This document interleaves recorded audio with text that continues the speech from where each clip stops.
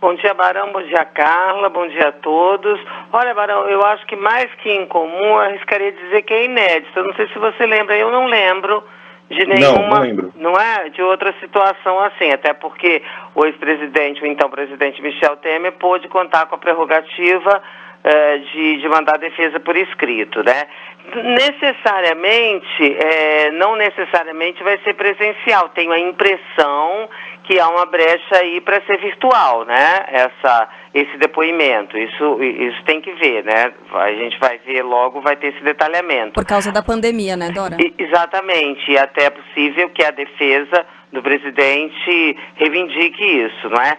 Agora, de qualquer modo, não é uma situação de forma alguma confortável, até porque você por escrito, você manda lá, responde aos questionamentos e pronto, não tem a tréplica, não tem a possibilidade da tréplica, né? E ali no confronto, no embate direto, tem a tréplica, tem a participação dos advogados do Sérgio Moro, ou mesmo do próprio Sérgio Moro. Eu arriscaria dizer que Sérgio Moro, embora autorizado nessa decisão do Celso de Mello, eu acho que ele vai deixar essa função para os advogados. E então o Celso de Mello foi, assim, bastante duro, bastante rigoroso nessa decisão, com embasamento legal, conforme ele expõe, mas de qualquer modo não será uma posição, não é uma situação confortável. Vamos ver o que o presidente vai optar. Se vai fazer alguma declaração, se ouvir os advogados, não vai fazer nenhuma declaração a respeito disso, nenhuma crítica ao Supremo Tribunal Federal. Mas, em se tratando de Jair Bolsonaro, a gente nunca pode descartar a possibilidade de ter aí alguma reação, como aquela, lembra quando teve aquela possibilidade, aquele negócio de colocar, apreender o celular dele? Uhum. Lembra? Sim. Que aí ele decidiu, o outro ministro lançou aquela nota falando de consequências imprevisíveis, enfim. Agora, na condição de investigado, embora, e essa alegação do Celso de Mello, né, dizendo que ele não tem a prerrogativa de fazer o depoimento por escrito, porque ele tem a condição de investigado. Não agora, é nem testemunha nem vítima. Pois é, mas só que nessa condição de investigado, ele tem a prerrogativa de ficar em silêncio.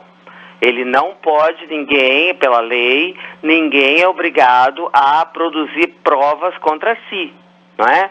Então ele pode ficar em silêncio e eu imagino que geraria uma situação mais desconfortável ainda, né? Porque você fica em silêncio, aí o pressuposto geral, não necessariamente para a contabilização dos autos, é que você não pode responder, haveria uma confissão de culpa, né? Assim, implícita.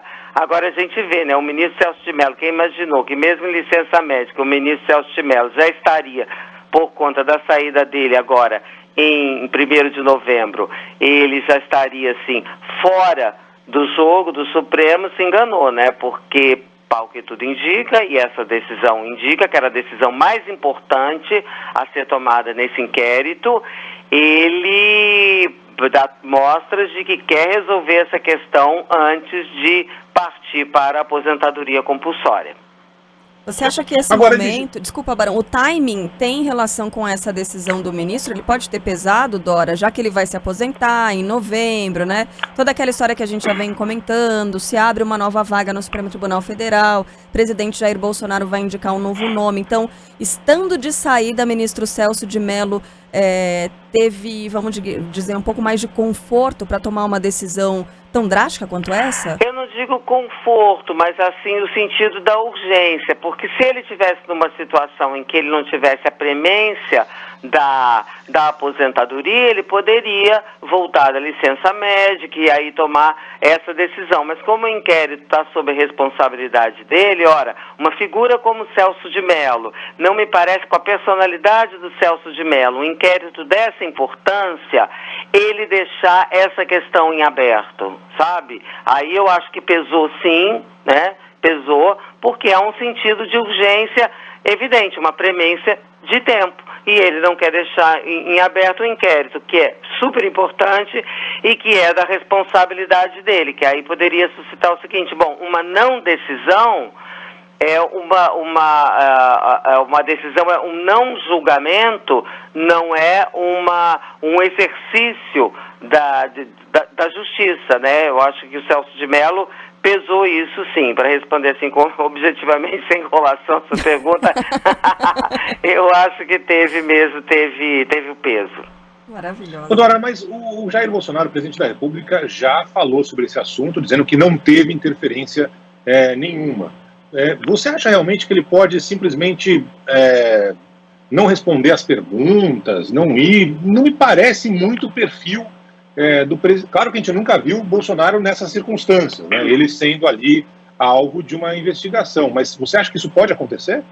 Olha, poder pode, mas eu não acho provável que aconteça. Até porque a gente tem visto que quando a coisa pega mesmo, ele dá uma recuada, né? Como parou com aquele negócio, quando teve a prisão do Queiroz, ele mudou de atitude, já houve os advogados, e essa questão é uma questão muito premente. Então, eu diria que ele tende, observando, eu estou levando em conta o comportamento do presidente diante de dessas questões jurídicas, quando elas ficam mais, digamos assim, mais sérias, né? Mais arriscadas. Ele tem adotado essa atitude de, não ultrapassar de maneira definitiva aquele limite no que possa ser para ele prejudicial. Eu tenho a impressão que, eu diria que ele imagino que ele vai responder e que vai repetir as coisas, quer dizer, a defesa, todos os argumentos que ele já apresentou, né? Ele já apresentou, já negou, já disse ao que ele se referia, que não era interferência na PF, era o negócio lá como é que era? Do sistema de inteligência. Segurança pessoal dele, exato. Né? Mas aí era o Augusto Heleno, não era nada de Moro. Mas aí é que tá, né? Quando tem esse depoimento que assim, não é por escrito, é oral, não vou chamar de presencial, porque pode ser, né, via internet, tem a réplica, tem o advogado da outra parte, que pode argumentar, porque vários fatos já surgiram desde aquela ocasião, que mostram que aquele argumento sobre que não era a PF, era a modificação do sistema de inteligência dele, aquilo caiu por terra, né? Porque já se viu que houve modificações sem que ele tivesse dificuldade de fazer. Então, a outra parte, aí é que tá, né? Num depoimento desse jeito, aí tem a réplica, tem o questionamento, tem o enfrentamento, tem aquela coisa de apertar, enfim. Então, por isso que a situação é tão importante, não é uma decisão trivial essa, sabe? Não é uma situação, que tanto faz, é a mesma coisa, por escrito ou oralmente. Não, eu acho que é completamente diferente e por isso é uma decisão tão importante, por isso que isso está repercutindo e vai repercutir ainda mais em mais uma sexta-feira daquelas, né, meninos? Ô, Dora, vamos mudar de ministro do STF, né? Sair dessa decisão do Celso de Mello.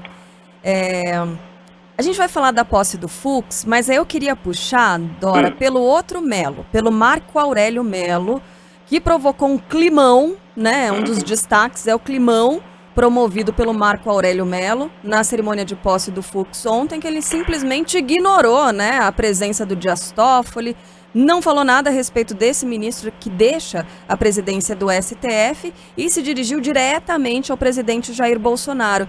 Queria saber se esse é um destaque para você também da cerimônia de ontem e quais são os outros destaques na sua avaliação. Para mim não seria o principal. O principal é o que falou o Fux, porque o Marco Aurélio Mello, em matéria de climão, ele é um especialista, né? A começar por aquela coisa de sempre estar com o voto vencido e achar ótimo, nem se incomodar e vamos em frente. Ele sempre tem, assim, umas posições, e aliás, até posições bem corajosas anteriormente. Me lembro de vários discursos dele, quando ninguém contestava muito assim essa questão da corrupção, ele foi bastante firme. E mesmo em relação ao presidente Jair Bolsonaro, ele mandou ali aquele recado, né? O senhor não é presidente de todo mundo, viu? Se houvesse, isso aí não precisava ser dito se não houvesse uma questão embutida, né? Do presidente se comportar, fazer aquele comportamento para o nicho dele. E aí eu acho que foi um recado, foi um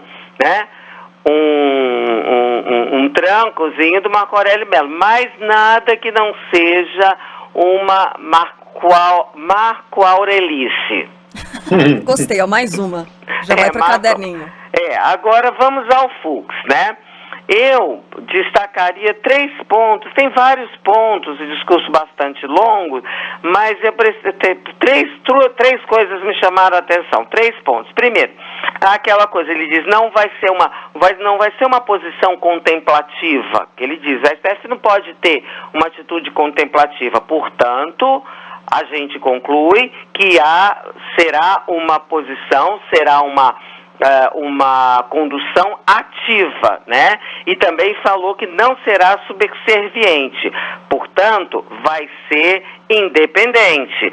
Ora, é outra coisa que não precisaria ser citada, porque a independência dos poderes está intrínseca na questão republicana, não precisaria ser ressaltada se não houvesse problemas de independência, né? Sendo questionados. Então, por isso que eu achei que ao destacar esse ponto, ele também dá ali um recado, olha, o negócio aqui tem subserviência, harmonia, tá? Mas isso também gera alguma tensão. O segundo ponto, que também eu acho que vai ser um gerador de tensão, mas aí interna, é a ênfase com que o ministro Fux defendeu a Lava Jato nesse momento em que a Lava Jato está sob ataque, porque lá dentro, principalmente na segunda turma, tem posições francamente e assumidamente contrárias à Lava Jato. Então isso deve gerar tensões internas, que eu também não acho ruim, porque fala, o Supremo são 11 cabeças, não tem que todo mundo pensar igual, da divergência, do contraditório, é que surge a melhor tese, isso penso eu. Então esse ponto achei bastante importante, a ênfase na defesa da Lava Jato. E o terceiro ponto é quando ele alerta, faz ali dizendo, olha, que os poderes, e aí, claro, você fala do executivo e do legislativo, resolvam seus problemas e arquem com as consequências, evitando o que ele chamou de judicialismo vulgar. Quer dizer o seguinte, teré-teté, qualquer coisa, qualquer discordância, qualquer divergência, qualquer impossibilidade, qualquer dificuldade de resolução de questões no legislativo e no executivo, se corre para o judiciário, que aí, evidentemente, assume um protagonismo que muita gente considera inadequado, e o próprio Fux, no discurso dele, chamou de protagonismo deletério, que é excessivo. Para mim seriam esses 3 pontos do discurso dele. Acho que ele não será tão condescendente.